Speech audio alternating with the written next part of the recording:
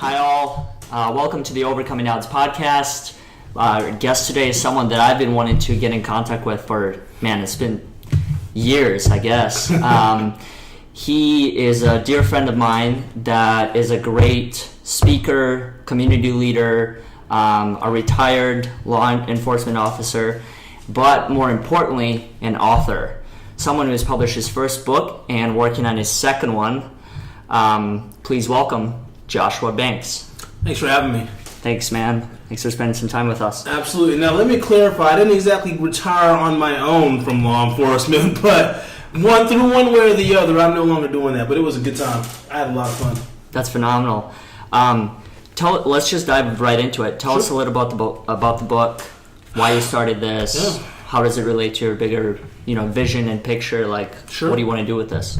So the book is titled Jesus, Others, You, the Self-Centered Gospel. Probably the first thing to talk about would be the title, because when people hear self-centered, their minds immediately go to selfish. And when you think of selfish, you're talking about the idea of taking away from other people so that you can satisfy your own wants and desires. Whereas the word centered is more about the idea of being anchored, having a foundation. When you're centered, you're not all over the place, your mind isn't wandering, so you're centered. And the idea of self is about identity. And so when you have an identity, you can allow yourself to be centered or grounded with that identity, rather than needing to take from other people to feel more alive or to get what you want. You can recognize that you have something on the inside of you that allows you to be the life that you need to be, to where you can give to others rather than take from others. So that was the idea behind the title. The book in itself was probably my reaction to growing up in church. Okay. I spent 7 years as a young adults pastor, and I enjoyed my time doing it. I enjoyed the people. I just learned a lot about the culture of the church world, especially the one that I was in, but I began to observe that it wasn't just my specific church culture that was like that. A lot of it was in a lot of places. And so when I took a step back from that world, this book was my observation, my reaction, and looking at things in a scriptural context.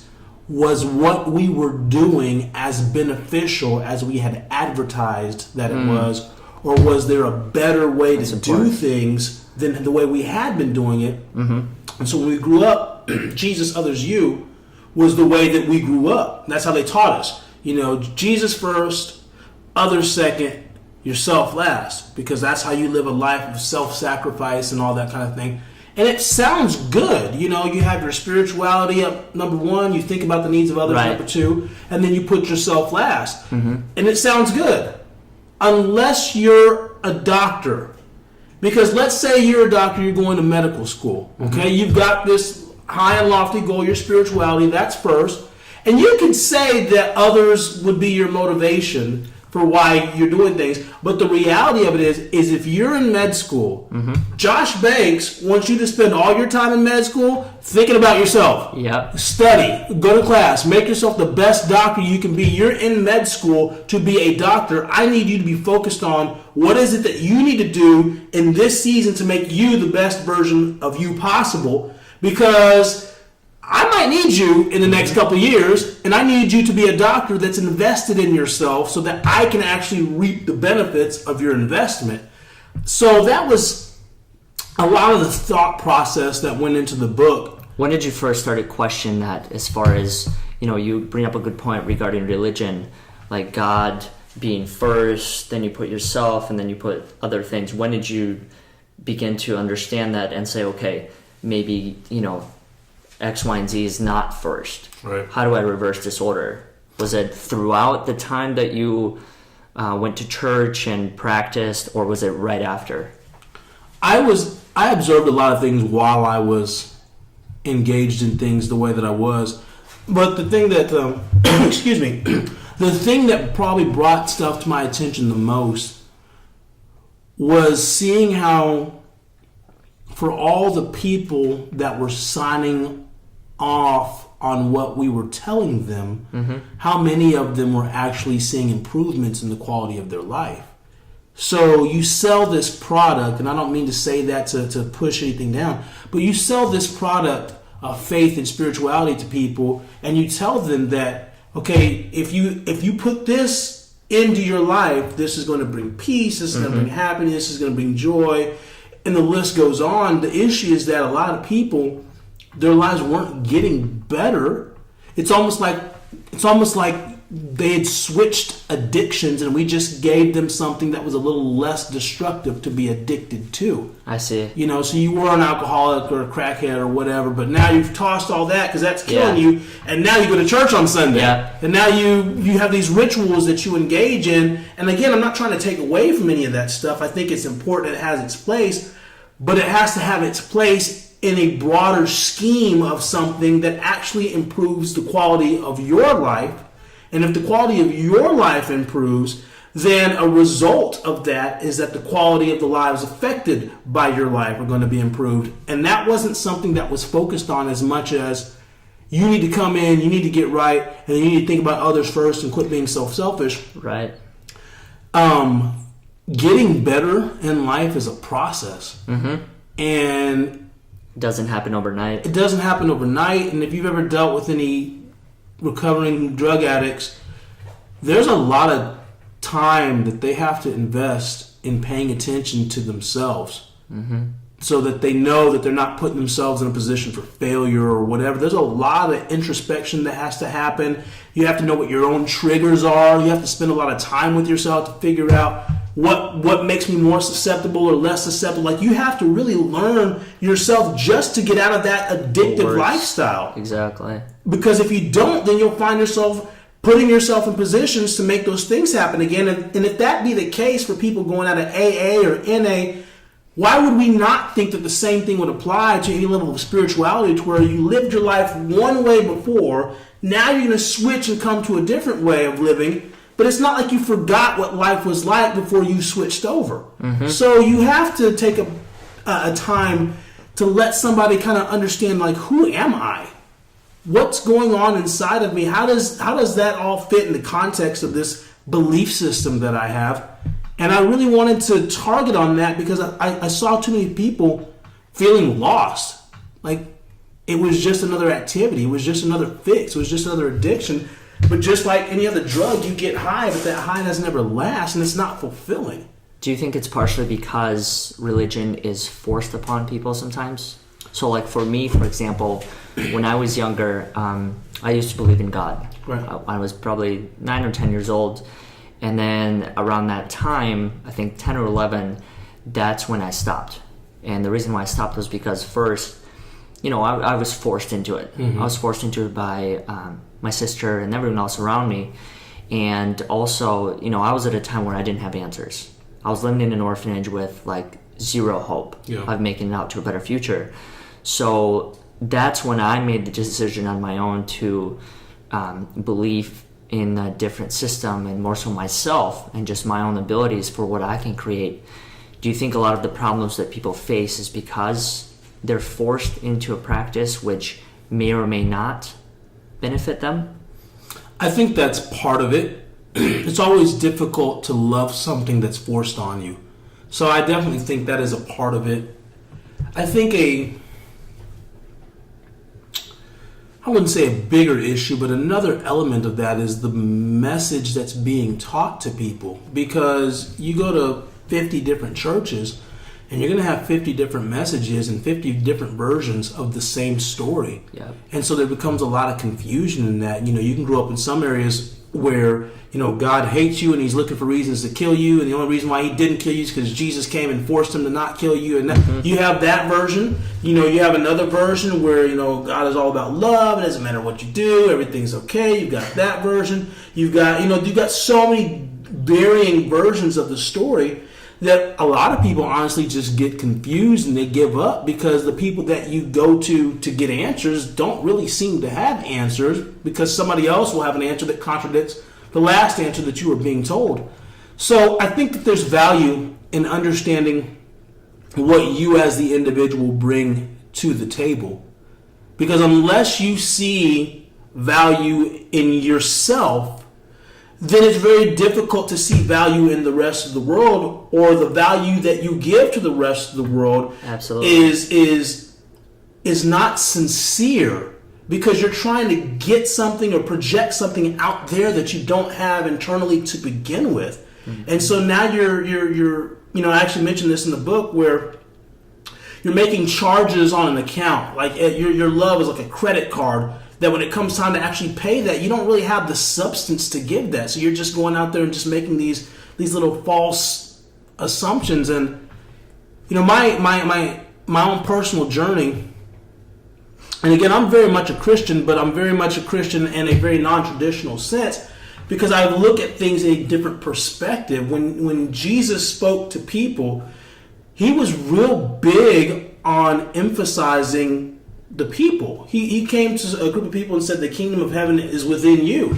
That Right. blew a bunch of people's minds, because they were expecting this military king type leader to come back and take over Rome. And now he comes and he blows their minds and says, no, the kingdom that you're looking for isn't out here, it starts in there. Mm-hmm. And so it goes back to what you're talking about. You said, well, I had to start believing in myself. If you start to see value in yourself as the individual and recognize, wait a minute, let's say you're questioning God. If there's a God in the universe, of all the things he made me.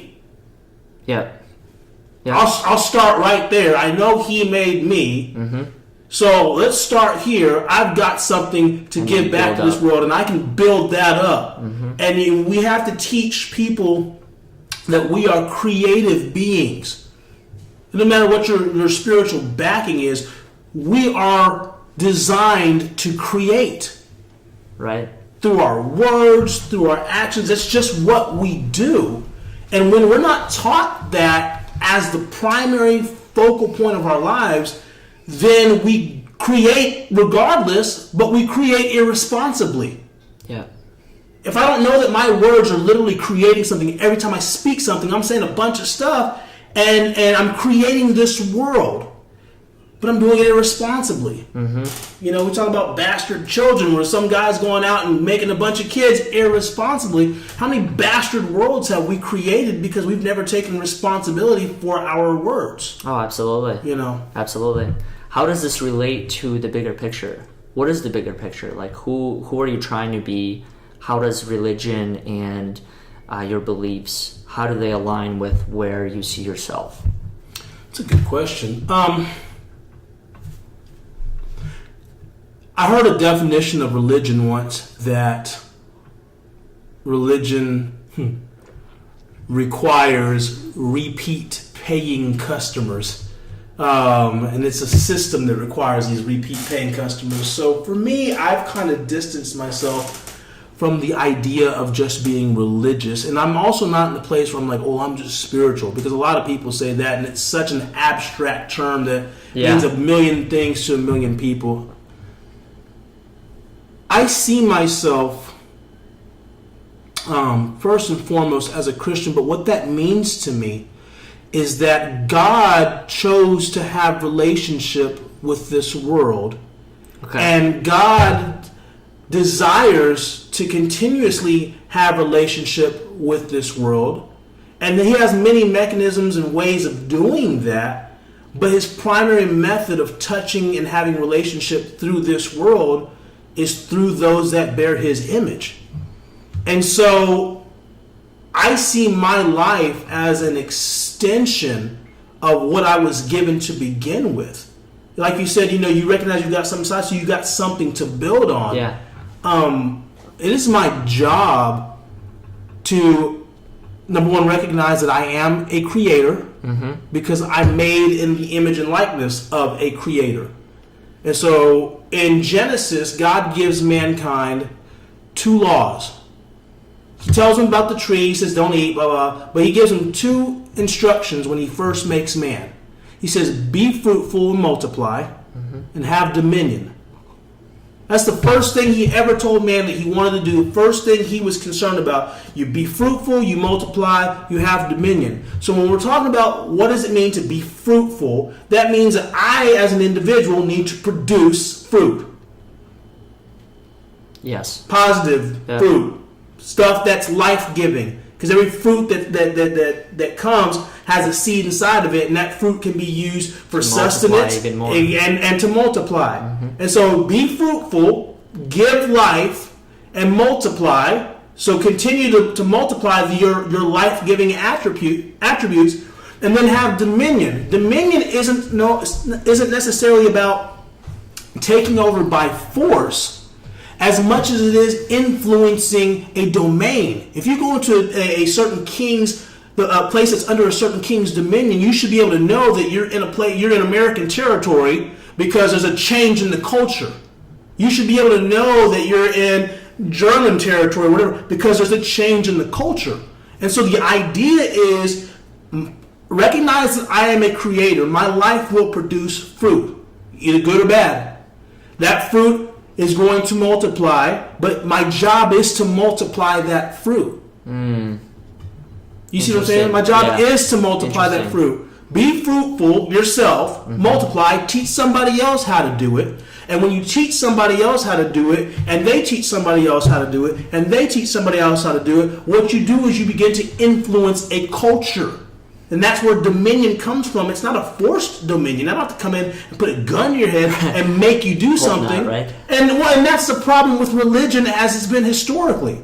Because what happens is people, in the absence of taking the time to be fruitful themselves, to disciple anyone based on the good fruit that they themselves are producing, they're lazy. So now I can just force you to do something. And then I can threaten you with hell, or I can threaten you with this, or I can threaten you with all these things, and it takes all the responsibility off of me as the individual to first and foremost, you be fruitful. And then you multiply, teach somebody else how to be fruitful the way that you were being fruitful. And so, I think that the whole system, in many ways, has lost track of what the primary purpose was. And I'll fast forward when Jesus leaves. The last thing he tells his disciples, he says, go out into all the world and make disciples of all men. Now, if you listen to that as an independent statement, okay, that is what it is, that's what he said. But if you listen to that statement in the context of what the first thing God ever told man to do was, it's the same thing. You be fruitful, you multiply, and then you go out into all the world and make disciples. Have dominion. He's telling them the exact same thing. And so the idea, again, is not conversion through force. It's not my job to tell you you're going to hell. That's not my job. Absolutely. It's my job to be fruitful as an individual, to bear fruits of love, joy, and peace, the type of things that attract people, the type of thing that brings life to other people's lives. Like, that's my first and primary goal, be fruitful, and then multiply that fruit into somebody else's life so that they're encouraged to do the exact same thing, and then we influence the culture because people are drawn to the things that work. Wow. Dude, I'm blown away. I'm blown away. So, okay, so you talk a lot about caring and service, and you've clearly done a lot of that throughout your life. Were you always like that, or were you always a giver, or were you a taker, and you made the transition from one to the other? It's interesting because many times people equate the service that we give out to others as something that places you in one category of being a giver or being a taker. And I say that because your why is everything. Why do you do what you do? Mm-hmm. When I was with the sheriff's office, I documented over 8,000 hours of community service. I was given their highest community service award, an award that I don't know if anybody else in the department at the time had it. And it didn't mean anything to me because the award isn't why I did what I did. But there are a number of people, and I'm taking the long way, but I'm going to answer your question. Yeah, absolutely. I've always had a heart to give because I found joy in seeing other people happy, but it wasn't like happy at my expense. Like I enjoyed them being happy when we were doing things or seeing them happy. And if that meant, that I got to participate in something, that would make them happy, well, then that's awesome. You know, my adopted dad was and I say adopted because I was adopted as a baby. And so there's a lot of similarities in the kind of the worlds that we come from. But my adopted dad was a pastor. And so he's real big on serving the community. He was big on going to visit people in the hospitals. And I remember on Thanksgiving going to soup kitchens and feeding the homeless. I remember he'd go to people's houses and go, visit their mothers and that kind of thing. So I was always exposed to a life that was very, a life that saw value in affirming the value of others and the value in others. And so by seeing that, you tend to mimic what is modeled in front of you. And so going back to what I first brought up, as I began to get in this world of ministry and service and all this kind of stuff, I began to notice not everybody serves for the same reasons. Absolutely. Yeah. Absolutely. Some people serve because it's in them to do better that. themselves or to help out others. And others do it for attention. Yeah. And they do it, and they'll make it real big, because they need you to see, hey, look, I'm doing something for the community. Hey, check me out. Look at how selfless I am. Mm-hmm. See, because I'm not concerned about myself. I'm concerned about you. And again, I go back to Jesus. Jesus talked about, he says, when you fast, don't be like the Pharisees that go and announce it to everybody. He says, though they're getting their reward right there. What's their reward? Their reward is a little 15 seconds of attention that they were looking for. That's all you're getting out of it. And a lot of people get caught up in that 15 seconds of fame, and easy come, easy go. I want to do something that's going to last, but I also want to do it from a place of, how can I really leave an impact on this world? Because legacy is everything. And we only have a certain amount of time to live. Get the job done. Yeah. And most of us, when we die, in the next 100 years, no one's going to even remember our names. I mean, just think about that. Like 100 years from now, 99% of the people right now, it will be as if they never existed on this planet. No one's going to remember them. And the only people that do get remembered are those that leave a legacy. So could one say then, well, see, Josh, you're just being selfish because now you're concerned about what's going to happen 10 years down the road, or 100 years down the road. Listen, if what I do right now has such an impact that 100 years down the road people are still getting the benefits of what I've done, I'll take that. And if that makes me selfish because I'm so concerned about what legacy I'm leaving 1,000 years, I'll take that. Selfish. Call it what it is. That's fine. But the idea is that I want to leave the type of legacy that when my kids grow up, they say, Dad spent his time building up other people. I'm going to spend my time building up other people. Because we see what that did in his life. So that's when we see what that did in the lives of all those people that they were impacted. I want to impact. I want to change. And then they start having this idea of, well, man, I got to live up to that. I got to live up to that name. Mm-hmm. Now that might sound superficial, but when you train people, again, be fruitful, multiply, and have dominion. Dominion is about culture. When the culture is established at a certain level, and the culture in this household is all the people with this are going to do that, and you set a culture and you hold people accountable to that culture, it's not necessarily a bad thing. No, it's not. I mean, that would be a way to do it, and that's how I've looked at it. Is you set that goal, because at the end of the day, we all have that goal, right. Overarching goal and dream that we want to accomplish.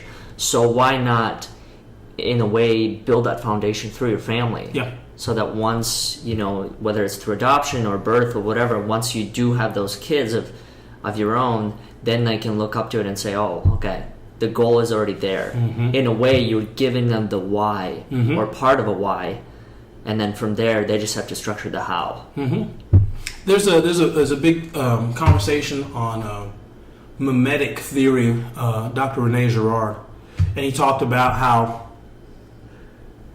people are created to mimic a model. and we're so designed this way that you can actually manipulate a person's desires by the model that you put in front of them. Yeah. So, you turn on TV and, LeBron James drinks Sprite. I like LeBron James. I want to be cool like LeBron James. I think I want a Sprite. And if it works, that's like the essence of marketing. Mm-hmm. They call it keeping up with the Joneses and sales stuff. That's like the whole essence of marketing. And if we took that same principle, because it's not necessarily bad, it's just a system. Yeah. And if we change just out the way we're wired. Yeah, we change that out and we put in a different model in there. And the model is people that love each other, care for each other. Yeah. And then that'll be what gets mimicked. And I'm not trying to talk too much about the book, but I'm going to throw something out here while we're having this conversation. Absolutely. So in my book, I bring up this idea that there's no such thing as a selfless act. Not at all. And especially coming from someone where you come from the church world, you do a lot of community service, everything, that's a selfless act. That's a selfless act. Mm-hmm. So the idea I have is you get a benefit from everything you do at some level. Think about the mother that has 5 kids, okay? In her heart, she has this internal idea of what a good mother does. Yeah. And so because she wants to have inward agreement, then she will do externally what the internal says a good mother would do. So that means picking the kids up for practice and cooking and staying up late and waking up early and making sandwiches and tying shoes and all the selfless things that we would say, oh, she's so selfless. All she thinks about is those kids. That's not the case. What she's thinking about is I have this picture on the inside of me that says, this is what good mothers do. And I'm going to live up to the standard of what a good mother does, and that's going to control my outward actions. So if we recognize that there's no such thing as a selfless act, because here's the problem. That same person that spends their whole life giving, and they're telling themselves, this isn't for me. It's a selfless act. I don't get anything involved in this. The number one gripe you hear from these people is no one appreciates me. Nobody appreciates me. Nobody sees what I do. I do all this work and nobody turns around and does it for me. The problem is that you're looking for affirmation from a source that it wasn't necessarily designed to come from in the beginning. Short-term gratification. You're looking for it. Now watch this idea. Let's say that I identify that Josh Banks loves. That's what I do. Mm-hmm. So when I get the opportunity to show love, will you benefit from it? Absolutely. But who benefits most? I do. Because I've affirmed myself by doing the thing that defines who I am. Mm-hmm. And you just gave me another opportunity to reaffirm who I am. That. And whether you actually acknowledge it or not is insignificant at that point, because my love that I give on you, it came from here. I wasn't looking for you to give it to me back. Now, if you give it to me back, even better. But the thing is, if we would own who we are and own what we do, then we could find more pleasure in doing the things that would help other people, because we wouldn't be waiting for them to say thank you every time we did something. No, I forgive you because that's who I am. I don't hold stuff against you because that's just who I am. It's more beneficial for me to be a certain way than it is, I have to do this selfless act because it's for you that I'm doing it. No, it's not. Fit in with the society, yeah. So, how did you find your why? I know you spoke a lot about, your past, your upbringing. Yeah, obviously, your dad sounds like had a huge influence on you. How, was there ever a turning point where you said, okay, this is what I'm meant to do, and this is what I'm going to commit to? I think that you see your why in parts. I've always had this passion about being involved in changing the world and leadership. I was exposed to a lot of it. And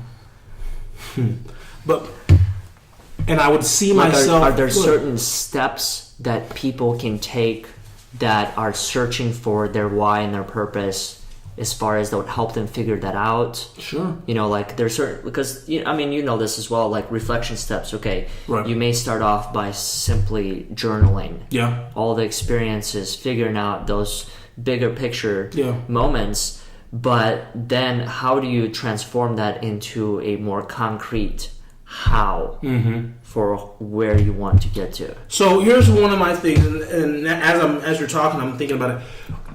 One of the quickest ways I found my why was by identifying what things make me mad. Interesting. Because I feel that the things that excite you emotionally are the things that you're attached to spiritually.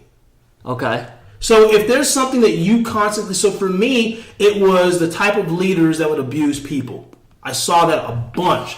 And just crap in the world of church, in that here are people that are literally looking to someone because they really feel a connection to God, but they may not feel good enough to get to God themselves, so they really want to work with these people, and these people are taking advantage of that. And that used to infuriate me. And so I started to see that the anger was just a twisted side of an emotion that was it was the frustration of a connection that I had that was already there. So I would tell people, what are the things that excite you the most, both negatively and positively? Like if you're the type of person that every time you walk by, a packed trash can, and that just makes you so angry. I can't believe this trash can is full. And so you'd rather just empty it yourself than wait for somebody else to do it. Or you feel like, man, somebody's got to fix it. I'm going to fix it. Like, you might find that the things that anger you or excite you the most are things that you have a deeper connection to, and it's worth exploring. Like, what are the things that you stop and notice, even when you don't even want to think about it anymore? I'm not going to look at this anymore. I was on YouTube the other day watching like the 50 worst preachers in history type things. And it was just making me so mad. But then I got done with that video and I was like, oh, there's the 30 worst preachers in history. And I watched that video too. It made me so mad. But it's worth stopping and paying attention, because for me personally, I had the opportunity to mentor people, and we did a conference and all that kind of stuff. Now I have my platform to impact change in people that these guys may have been able to impact. Or people that might be looking for this kind of stuff. I have an opportunity to influence and impact and do things in a positive way where it's being done in a negative way. So a how definitely would be figure out the things that really excite you emotionally, whether positively or negatively excite you, and stop long enough and just pay attention to that. It's a good place to start. Pay attention to that. See if there's something there. And then you can start experimenting with that. Hey, well, what if I dibble and dabble in this world? See what kind of experiences you get out of that. Because I think a lot of times our whys are right in front of our face. It's just that we put so many masks on to be what we think we need to be in the moment. It kind of gets harder and harder to hear or to see what that is. But it's that one thing you can never shake, though. Huh. Because everybody's always got one thing that no matter how big you get, you're still attracted to it, whether it be attracted to it as in you want to be with it, or attracted to it as in you always see it, you always recognize it, you always want to fix it. Yeah, there's that emotional connection. And I think that people need to be more attentive to really what's going on with their bodies. Obviously, self-centered, like being centered. What's going on with all this, and how am I reacting to my world? So what made you upset or excited to start Mastering Manhood? Oh, man. Excitement, definitely. We were asked by the dean of a university, dean of one of the local community colleges, how they could partner with us and help us expand our vision. I work with a group of men with a nonprofit, and we were asked, how could they serve us? And we got with each other and we said, we should do a men's conference. And we held each other accountable to this crazy idea. And so as the vision for the conference began to get clearer and clearer, and I was able to articulate it more and more, because I wasn't quite sure what it was going to be. Like, I could see this blurry picture, but I wasn't even quite sure what it was going to be. Did you know that was the element that was needed, or did you kind of go blindfolded and say, okay, this may or may not work? No,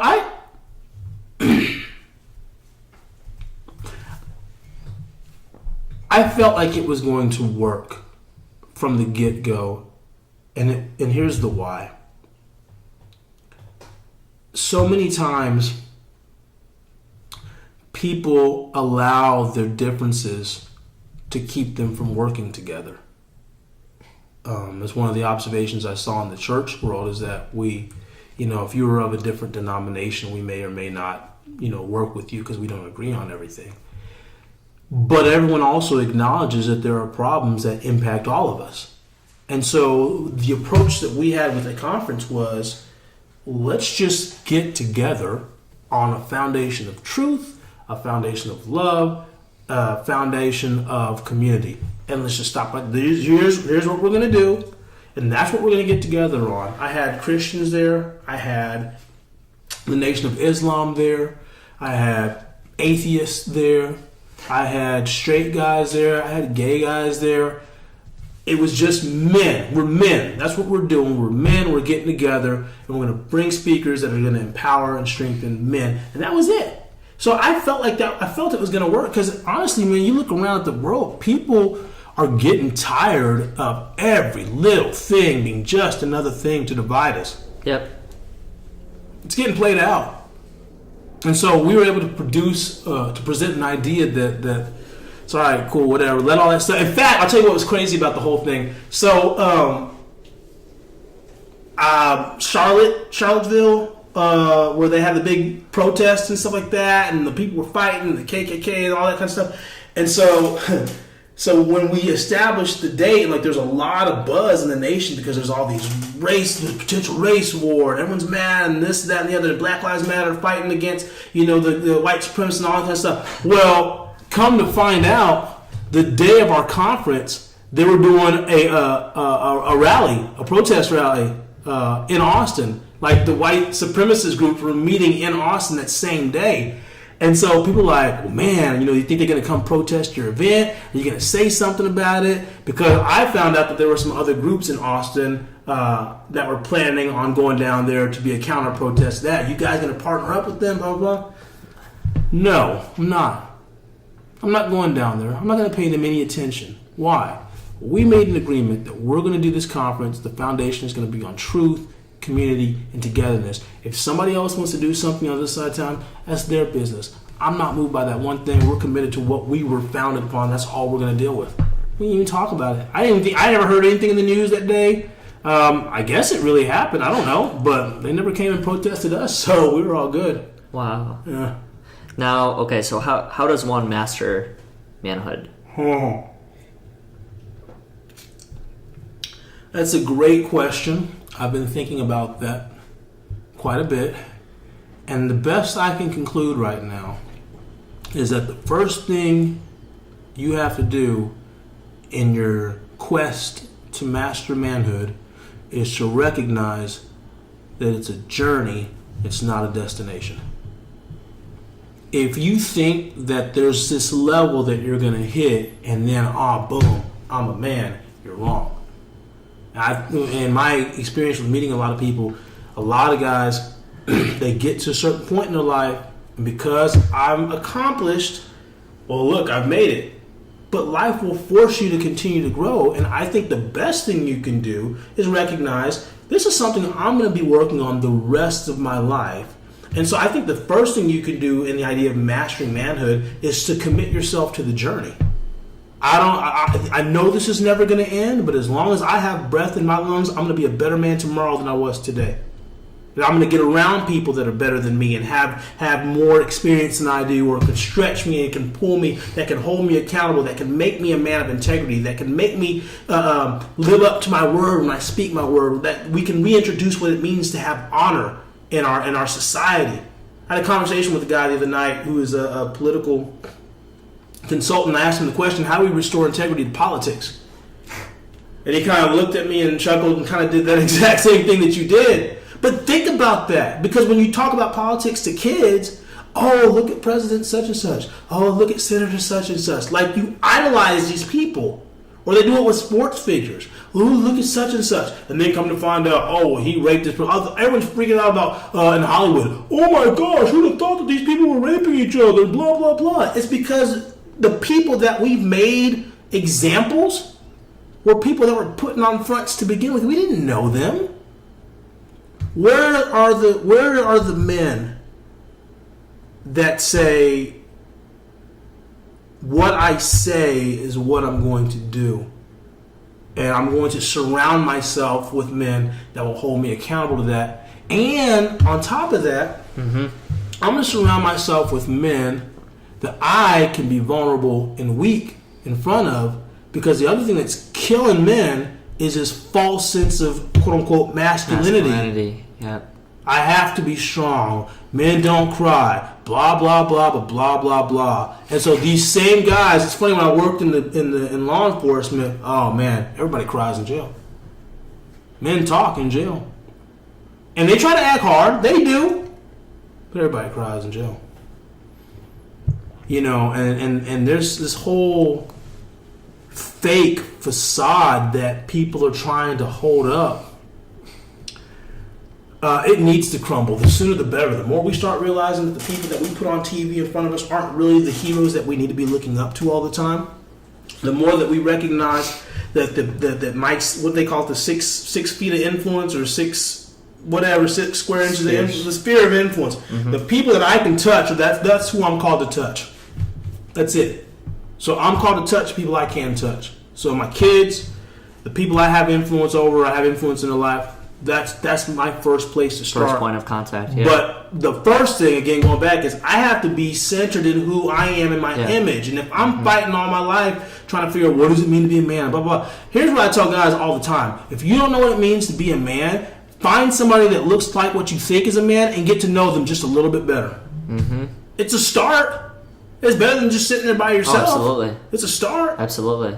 You know, do something. So, okay, we talk a lot about leadership and all these. A lot of people who are put in these positions are clearly not fit to be leaders. What defines a great leader? So when this conference started happening, I spent the vast majority of 2017 meeting with different leaders in the community. And there was something that I noticed that stood out to me more than anything else. The best quality I've ever seen in a leader, because let's define leadership. Leadership is influence. It's the ability to influence. Plain and simple. The best quality in a leader, in my opinion, is humility. The worst quality in a leader, in my opinion, is ego.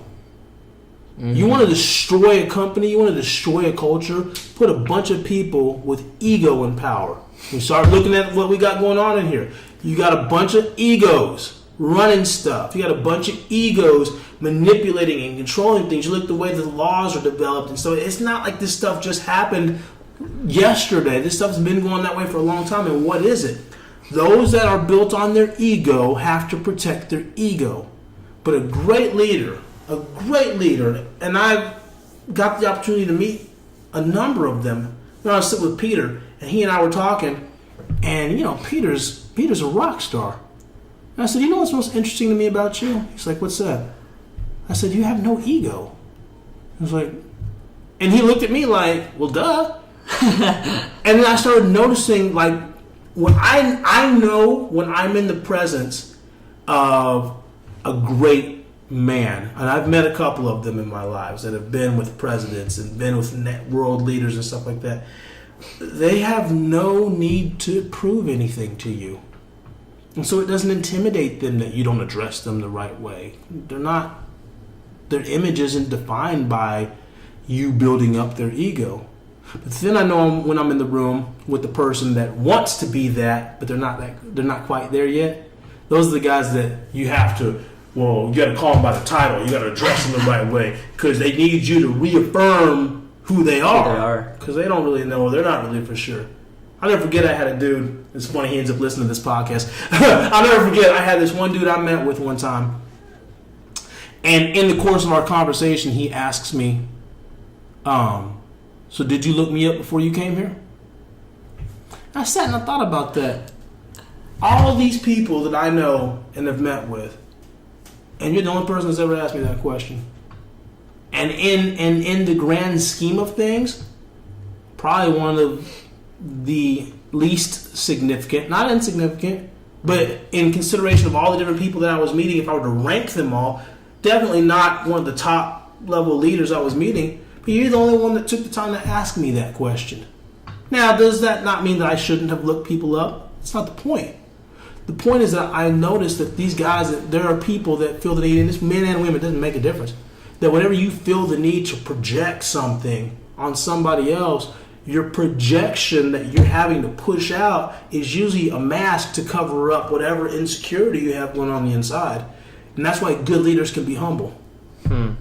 Because you telling them they're wrong isn't going to mess up their image. That's why I tell men that how do you master masculinity? You embrace the fact that it's a journey and not a destination. Because if it's a journey, then I can be wrong. Yeah. I can adjust my journey.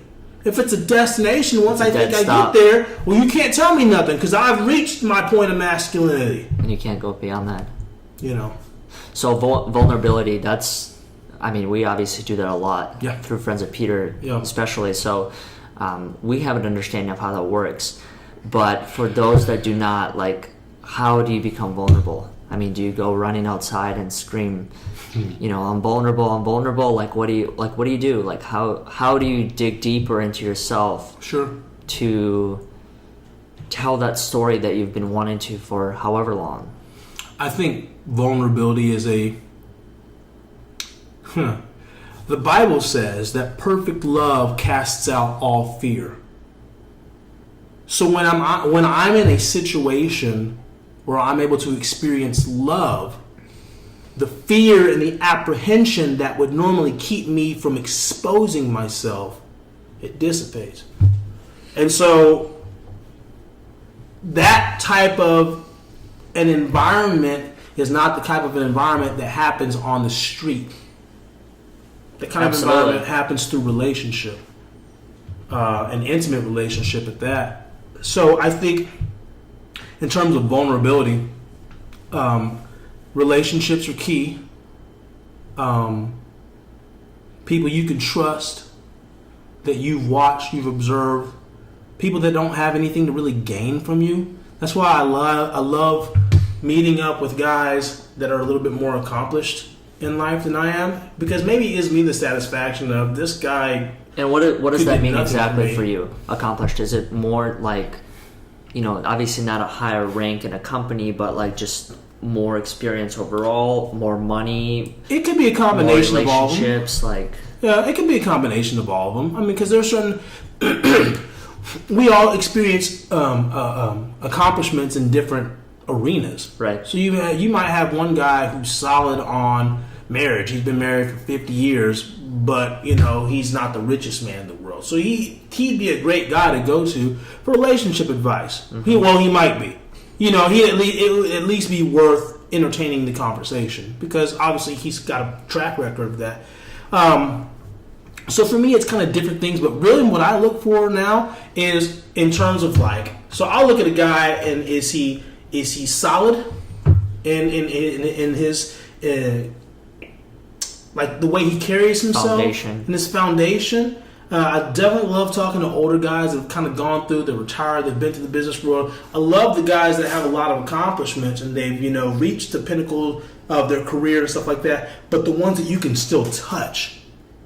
Because it's something to be said when you can climb to the top of a mountain but not forget where you came from, and then put yourself in a position for the people that weren't at the top of the mountain to be able to touch you. Like Jim Bledsoe came to our conference. Stu was the vice president of FedEx. Think about that for a minute. He was the vice president of FedEx. He's hanging out with me? Here's a man that obviously has nothing to prove. There's nothing that I perceived at the moment that I could give him that he would need me to be around, and that might be just my perception of myself, which is fine. But the point is that when you can get around people, and it doesn't have to be somebody at the top of the food chain, it can be me and you sitting there talking. And when you find that you can talk with people, try it out. A little vulnerability. You don't have to give everybody everything, but especially when you get a group when there's synergy, There's a type of synergy you can kind of feel. Again, that perfect love casts out fear. When you start feeling that love is in the room, and for some people that means go out and find an environment where people are talking about love. If you're in an abusive relationship, and a lot of people are, whether it be physical abuse, emotional abuse, psychological abuse, to where all you see is a cycle of abuse, and you want a better life, put yourself in an environment where they don't tolerate cycles of abuse. Go ask for help. Pick up a phone. Call a hotline. Do something just to expose yourself to something different than what you're accustomed to, so that you can be in a place where you can feel like maybe I can trust you, and then you can expose yourself a little bit, because you have to be vulnerable. Because whatever you keep in will ultimately like rot from the inside out. Oh, absolutely. And it'll come out eventually. Yeah. Whether you like it or not. So you gotta find ways to let it ooze out evenly and smoothly. You know, do what you can to let things out. That way it's controlled. Because like you said, it's gonna come out eventually. Mm-hmm. And you want it to come out on your terms rather than come out on its own terms. Someone you can't else's, control especially. it. Yeah. Now, okay, so is there anything that you are afraid to talk about in life? Afraid to talk about.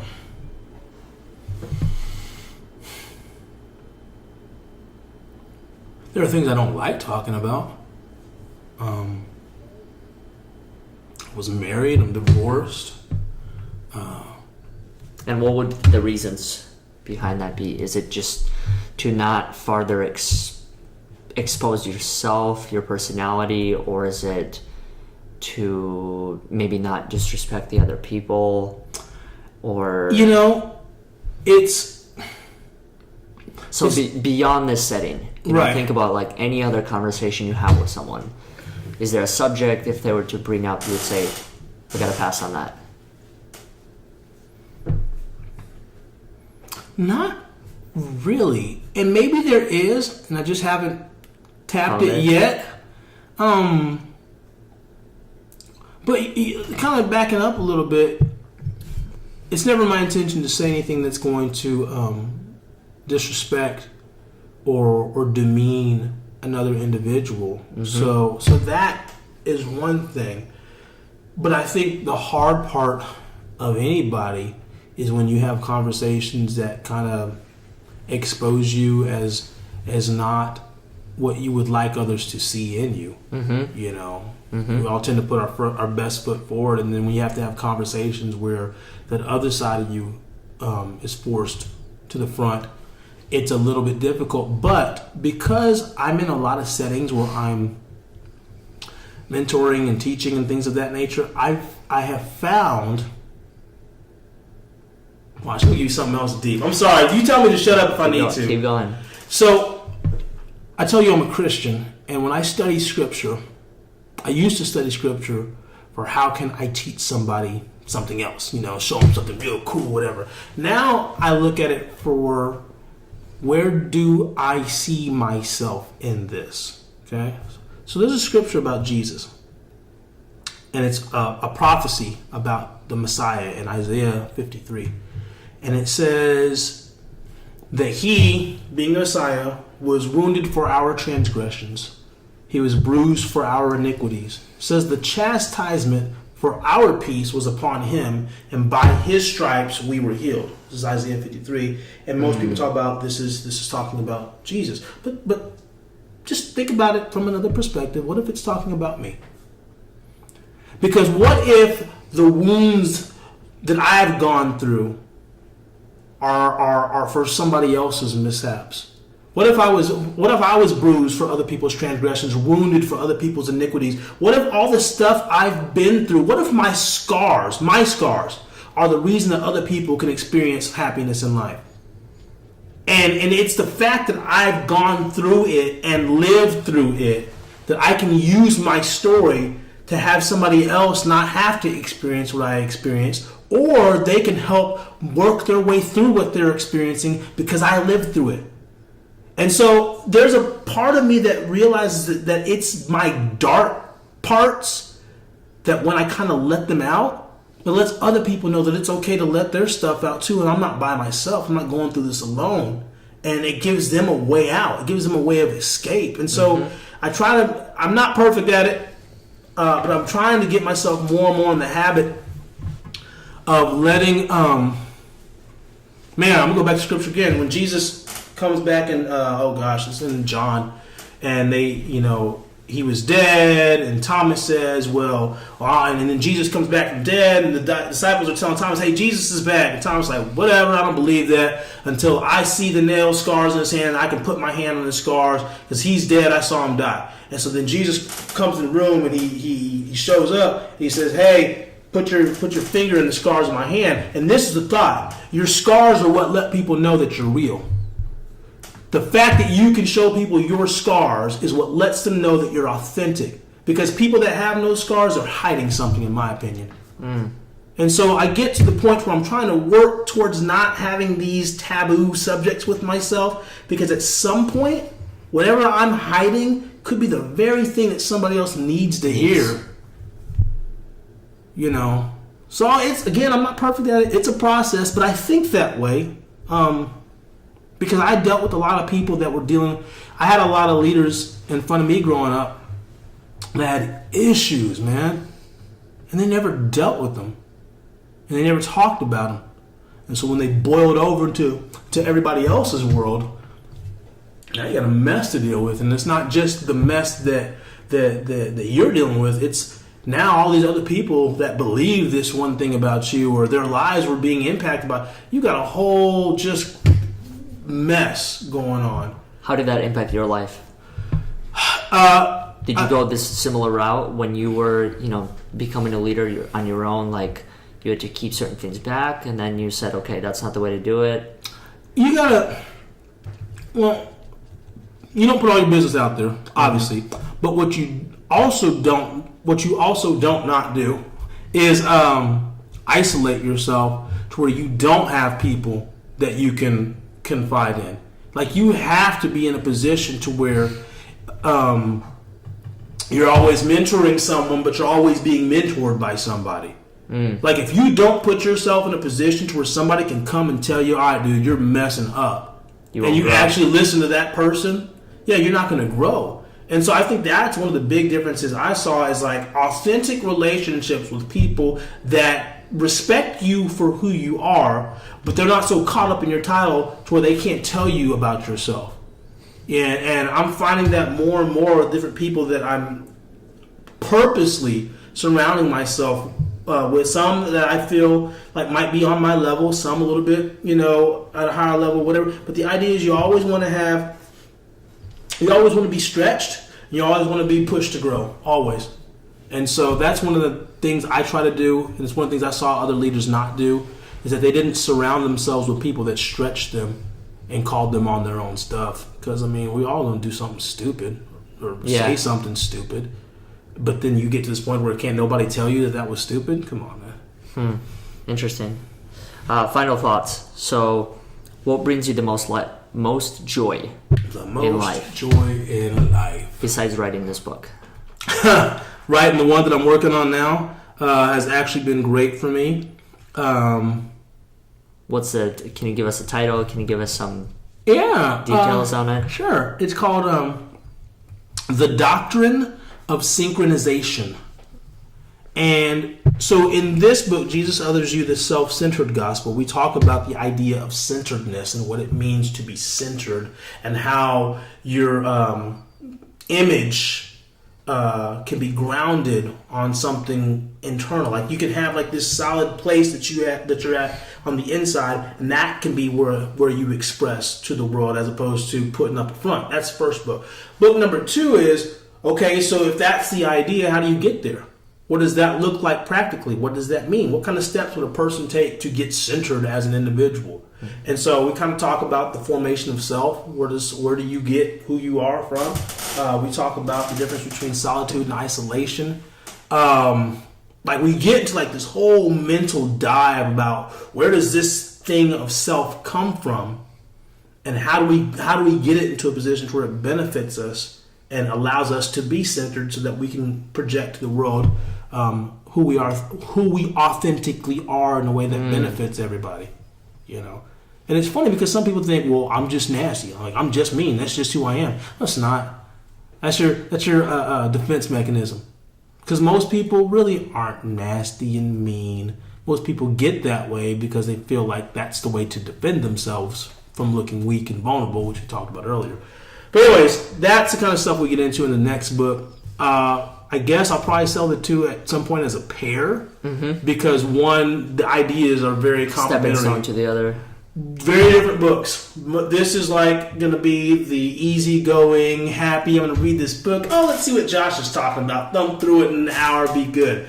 Next one's going to be like, oh, wow. Oh, let me go back and read that again. You know, I challenge myself to go a lot deeper. So in terms of the things that make me happy, challenging myself to do something and seeing it happen makes me happy. My kids make me happy. Knowing that my life means something to other people makes me happy. And how do you see that? How are you able to measure that? I guess that's a better question. That is a good question.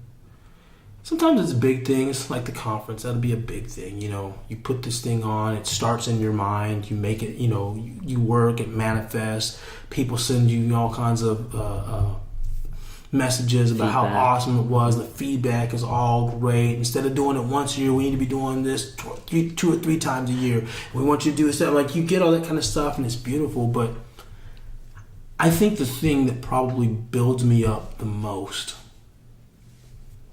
honestly, has been when I go to Friends of Peter and I'm hanging with a group of people that I get to see, you know, week in, week out, and it gets to a point to where you're starting, you know, you have one-on-one conversation with people just about life or whatever, and somebody tells you, man, you said something the other day that changed my life. Or every time you speak, something you say impacts me or what. And it's not an ego thing at all, but it's like you start to see that there's significance to the things that come out of your mouth. That's what we talked about at the beginning. You're always creating a world with your words, but once you get to the point where you start taking responsibility of your thoughts and your actions, and you just really speak from that place of honesty and integrity, and then people will turn around and say, man, that helped me. Man, that helped me. That kind of stuff is it's humbling. Because for so many years I wanted my voice to be heard, and I don't think that it was heard because I wasn't saying the things that people wanted me to say. And now I'm in a place where no one's telling me what to say or what not to say, and I'm really just kind of coming from whatever's in here, and people are being like, man, that really helped me. And again, going back full circle, talk about in the garden, that's what God told man. He said, be fruitful. Like, you personally produce fruit. So whatever it is that's causing you to not have good fruit in your life, if it's bitterness, hatred, anger, unforgiveness, like the stuff that's all jacking you up inside, figure out ways to deal with that so that you can produce fruits personally of love and peace and all that kind of stuff. You be fruitful. Just the best version of yourself. You be the best version of yourself. And then you just live authentically. You just live. And that's how it multiplies, and that's how it begins to saturate and permeate the culture. Wow. All right. Well, how do people find you? How do people find you? How do people find the book? Anyone that ever wants to be a part of your life, how do they do that? Enter at your own risk. You know what I'm saying? But the book. You can find it on anywhere books are sold online, barnesandnoble.com, Joshua Banks, Jesus, Others, You, The Self-Centered Gospel, Amazon.com. It should be anywhere online. You can find me on Facebook, facebook.com/author Joshua Banks. Or you can find Joshua Banks on Facebook. I'm pretty easy to find. Perfect. So, yeah. That's perfect. Hey, all right, man. Thanks a lot for joining us. Thanks for having me. This has been fun.